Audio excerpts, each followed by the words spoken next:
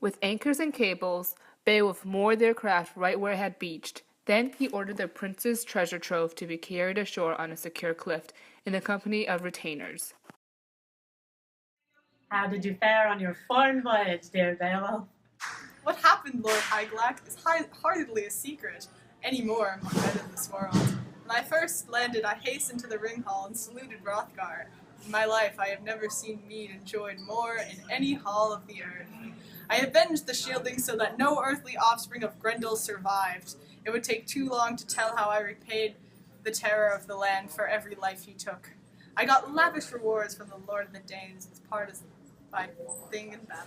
God be thanked, I am granted the sight of you safe and sound. Yes, we were happy. Then suddenly, the vehement mother avenged her son in wreck destruction. And so the Heartstone King beseeched me in your royal name to take my chances underwater and win glory to prove my worth. I beheaded Grendel's mother in the hall with a mighty sword. I barely managed to escape with my life. I was paid and recompensated completely, given full measure and the freedom to choose from Hrothgar's treasures. When Hrothgar presented this war gear to me, he instructed me, my lord, to give you some on account of why it signifies his special favor. Enjoy it well. Then he ordered the boar-framed standard to be brought, the battle-topping helmet, the mail shirt gray as hoar-frost, and the precious war sword. I heard 4 horses were handed over next. Then the battle-famed king Hygelac ordered a gold chaser heirloom of Hrethel's to be brought in for Beowulf. It was the best example of a gem-studded sword in the Geat treasury. He rewarded him with land as well, 7,000 hides, and a hall and a throne. A lot was to happen in later days in the fury of the battle. Hygelac, the people's friend and lord, fell. Across the wide sea, Beowulf swam back to his people. There, Hyge offered him throne and authority. With Hygelac dead, she had no belief in her son, Hardred's ability. Yet there was no way the weakened nation could get Beowulf to give in and agree to be elevated over Hardred. This left Hyge to offer the throne to her son. However, Hardred's ruling was short-lived, as his end came with wounds from a Swedish sword.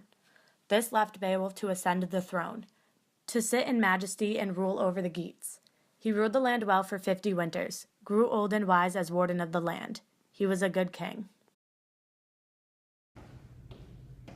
A passage? For I am a lucky man today. A sleeping dragon guarded the riches of a high-born race. Death had come and taken them all but one man, and he foresaw that his joy in the treasure would be brief. The last man placed the cache in a cave, which became the nest of the dragon. When the dragon awoke, trouble flared again. Writhing with anger when he saw the footprints of the prowler, he hit back and lashed out in flames. The first to suffer were the people of the land. Beowulf, our good king, unfortunate news has come upon me, and now you.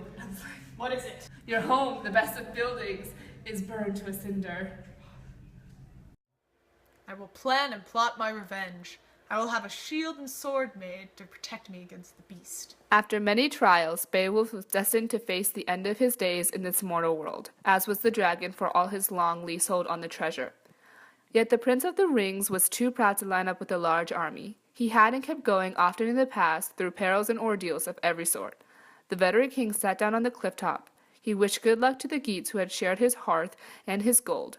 He was sad at heart, unsettled yet ready, sensing his death. Many a skirmish I survived when I was young, and many times of war. At 7, I was fostered out by my father, left in charge of my people's lord.